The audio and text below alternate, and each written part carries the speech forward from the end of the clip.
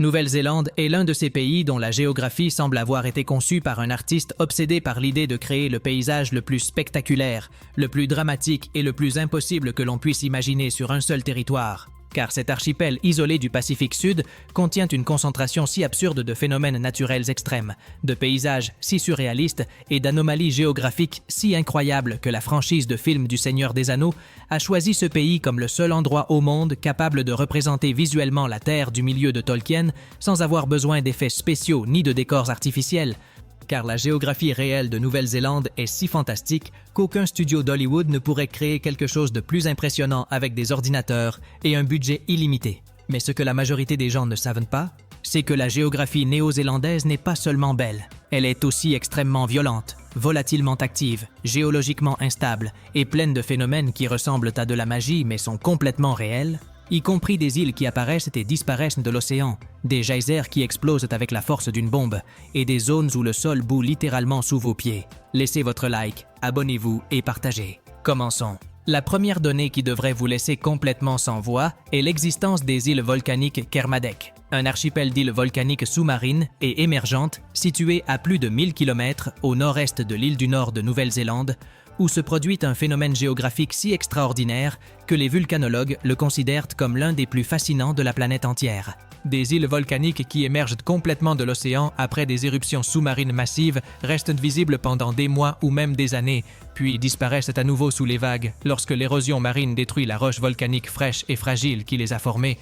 Un cycle d'apparition et de disparition insulaire qui se répète encore et encore comme si l'océan était en train de créer et de détruire des territoires de manière cyclique et capricieuse. Quelque chose que la majorité des gens croiraient impossible, mais qui est documenté par les satellites de la NASA et par des expéditions vulcanologiques néo-zélandaises avec des photographies, des coordonnées GPS et des mesures précises de chaque île qui apparaît et disparaît. Le phénomène des îles qui apparaissent et disparaissent ne se limite pas au Kermadec, mais se produit également dans la fosse Tonga-Kermadec. La zone de subduction océanique la plus profonde de l'hémisphère sud, où la plaque du Pacifique s'enfonce sous la plaque australienne, générant un volcanisme sous-marin si intense et si fréquent que les vulcanologues de l'Université d'Auckland ont documenté au moins 12 éruptions sous-marines au cours des 20 dernières années qui ont créé des montagnes volcaniques qui ont temporairement émergé de la mer avant d'être détruites par l'action érosive des vagues du Pacifique Sud. L'île la plus célèbre de ce cycle fut l'île de Hunga Tonga Hunga Ha'apai, qui émergea en 2015 comme une nouvelle île de 2 km de long formée par l'éruption d'un volcan sous-marin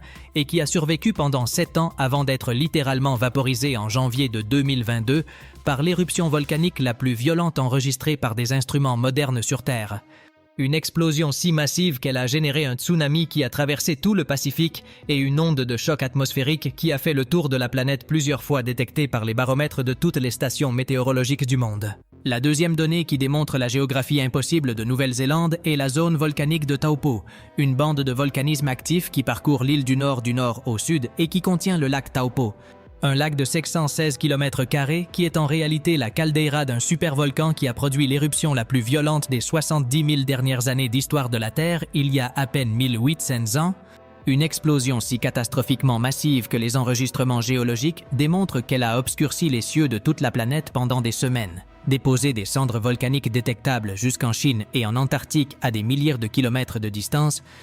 et altéré les modèles climatiques mondiaux pendant des années entières après l'éruption. Les Maoris qui habitent la région ont une tradition orale qui décrit cette éruption avec un détail étonnant, transmise oralement de génération en génération pendant 2 millénaires sans écriture, narrant comment le ciel s'est obscurci, comment la terre a tremblé pendant des jours, et comment les rivières de cendres et de lave ont détruit des villes maoris entières, une tradition orale que les vulcanologues modernes ont confirmée comme étant géologiquement précise après avoir étudié les dépôts de cendres volcaniques de l'éruption de Taupo et trouvé des preuves physiques qui correspondent exactement à la narration ancestrale maori transmise oralement pendant 2000 ans sans écriture. La troisième donnée est l'existence de Waiotapu, une zone géothermique dans l'île du Nord où le sol bout littéralement, bouillonne, émet des gaz sulfureux et change de couleur de manière permanente sous les pieds des visiteurs, créant un paysage si similaire à une autre planète que les touristes le décrivent comme marcher sur la surface de Vénus ou d'Io, l'une des lunes volcaniques de Jupiter. La Champagne Pool de Waiotapu est une piscine géothermique de 65 mètres de diamètre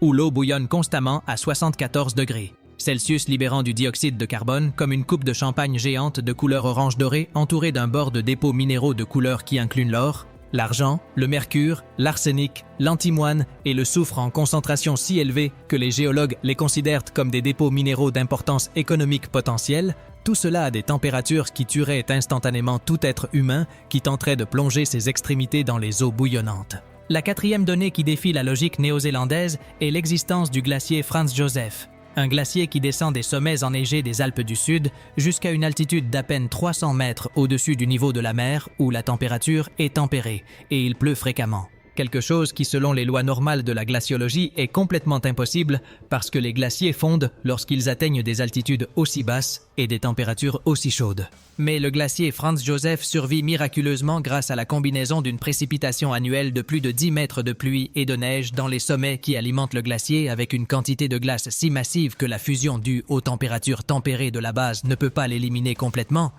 créant un glacier tropical côtier de basse altitude qui n'existe nulle part ailleurs sur la planète avec ses caractéristiques et qui permet aux touristes de marcher sur de la glace glaciaire vieille de milliers d'années après une courte marche d'1 heure depuis un parking au niveau de la mer où la température est agréable et les oiseaux chantent parmi les fougères tropicales.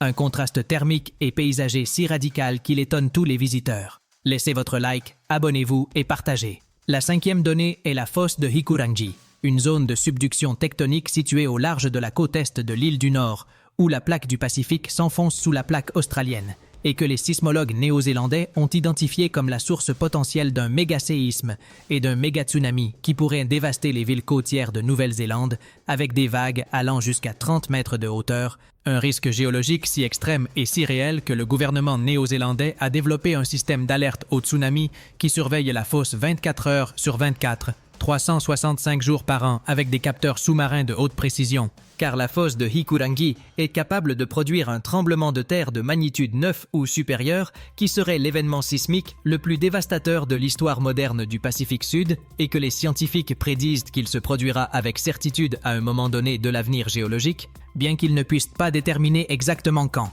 La sixième donnée qui rend extraordinaire la géographie néo-zélandaise est l'existence des grottes de Waitomo dans l'île du Nord, où des millions de vers luisants appelés Arachnocampa luminosa produisent une bioluminescence bleue si intense et si belle que les visiteurs qui naviguent en bateau dans les grottes obscures décrivent de l'expérience comme flotter sous un ciel étoilé souterrain, où chaque ver est une étoile de lumière bleue qui pend du plafond de la caverne comme un point de lumière vivant. Ces vers sont des larves d'une espèce de moustique endémique de Nouvelle-Zélande qui produit des fils de soie collante chargés de gouttes de mucus bioluminescents qui attirent les insectes volants, qui constituent leur nourriture, créant un piège de lumière naturelle sur le plafond des grottes que les biologistes considèrent comme l'un des phénomènes de bioluminescence les plus spectaculaires et les plus concentrés du règne animal, avec des densités allant jusqu'à 40 000 vers luisants par mètre carré de plafond de grotte qui illuminent les cavernes avec une lueur bleue qui semble surnaturelle et magique, mais qui est de la pure biochimie lumineuse en action à l'intérieur de grottes de calcaire vieilles de millions d'années excavées par l'érosion de l'eau souterraine.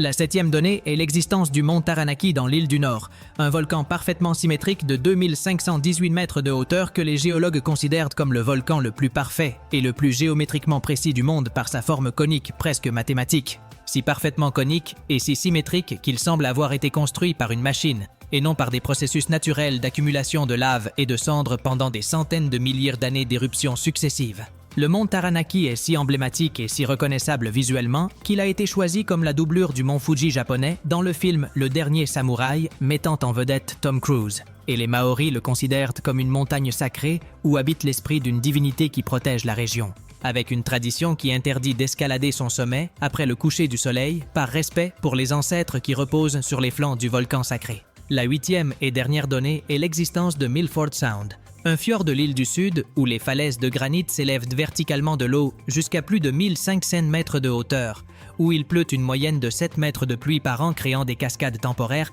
qui apparaissent après chaque tempête et disparaissent quand il cesse de pleuvoir, et où les dauphins, les phoques, les pingouins et les oiseaux marins cohabitent dans un paysage d'eau, de roches et de brouillard que l'écrivain britannique Rudyard Kipling a décrit comme la 8e merveille du monde lorsqu'il l'a visité en 1908. Une description que les millions de touristes qui le visitent chaque année confirment unanimement en restant complètement silencieux face à la magnitude, la beauté et la brutalité visuelle d'un paysage qui semble avoir été conçu pour démontrer que la nature peut créer quelque chose de plus impressionnant, de plus beau et de plus saisissant que tout ce que l'imagination humaine la plus débordante peut concevoir par elle-même. Laissez votre like, abonnez-vous et partagez. À la prochaine!